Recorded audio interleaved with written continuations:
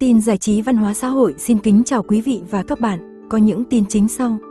Phương Mỹ Chi chính thức góp mặt tại chung kết Sing Asia 2025, ghi dấu ấn mạnh mẽ không chỉ bằng giọng hát mà còn bằng phong cách trình diễn đầy bất ngờ. Vòng chung kết đã được ghi hình vào tối 16 tháng 7 tại Macau, Trung Quốc trong điều kiện bảo mật cao. Tuy nhiên, những hình ảnh hậu trường rò rỉ gần đây đã nhanh chóng gây sốt với tạo hình của đại diện Việt Nam, một diện mạo khiến nhiều khán giả so sánh cô như một cô dâu trên sân khấu. Diện chiếc váy trắng bồng bềnh với phần tùng xòe rộng, được thêu đính cầu kỳ cùng áo choàng xuyên thấu lấp lánh đá, Phương Mỹ Chi mang đến một hình ảnh pha trộn giữa nét cổ điển và hiện đại. Trang phục không chỉ gây choáng ngợp về mặt thị giác mà còn thể hiện sự đầu tư kỹ lưỡng về mặt ý tưởng và thẩm mỹ. Theo tiết lộ từ khán giả tại trường quay, Phương Mỹ Chi sẽ song ca cùng Hoàng Linh, nghệ sĩ từng được ví là ma vương của dòng nhạc ballad. Cả hai từng chạm trán ở vòng đối đầu, nơi Phương Mỹ Chi xuất sắc vượt qua đối thủ với phần thể hiện ca khúc Bóng Phù Hoa, giành quyền bước tiếp.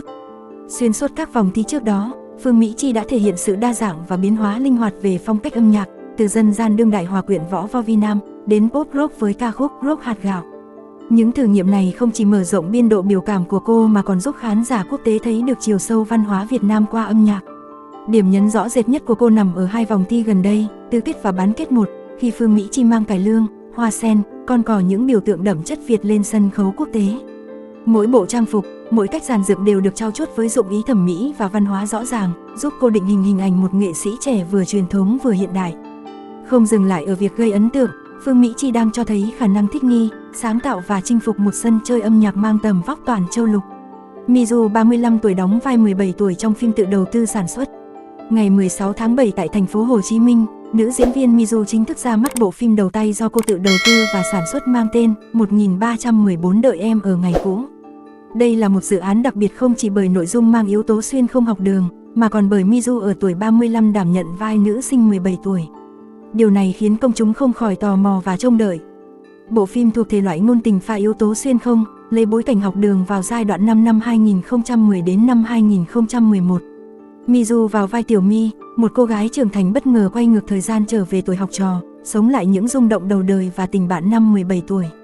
Nói về việc đảm nhận vai diễn, lùi tuổi, Mizu thẳng thắn, tôi biết gương mặt mình khó thuyết phục khi vào vai 17 tuổi, nên tôi cố tình xây dựng nhân vật vốn dĩ đã 31 tuổi và bị xuyên không về quá khứ. Như vậy dù gương mặt có phần già dặn vẫn hợp lý. Tôi không quá áp lực vì xem đây là cơ hội để thử thách bản thân. Cô cũng chia sẻ thêm về tâm lý của phụ nữ khi đối diện với tuổi tác, chúng ta thường sợ già, sợ không còn phù hợp với các vai trẻ trung. Nhưng nếu một diễn viên có thể đóng vai lớn tuổi, thì ngược lại cũng nên cho mình cơ hội để vào vai trẻ hơn. Đây là cách tôi vượt qua rào cản và chứng minh khả năng biến hóa. Ngoài việc diễn xuất, Mizu cũng là người mời đạo diễn Vũ Khắc Tuận tham gia dự án. Anh từng gặp khó khăn sau khi phim điện ảnh đầu tay, Mùa hè đẹp nhất không đạt kỳ vọng. Chính lời mời từ Mizu đã giúp anh tìm lại cảm hứng với điện ảnh. Bộ phim không quá to tát, nhưng với tôi là một dấu ấn cảm xúc, đạo diễn chia sẻ. Phim 1314 đợi em ở ngày cũ quy tụ dàn diễn viên trẻ trung như Trần Phong, Trịnh Thảo, Kiều Trinh Xíu và các nghệ sĩ gạo cội như Lê Thiện, Công Ninh, Ốc Thanh Vân, Anh Đức.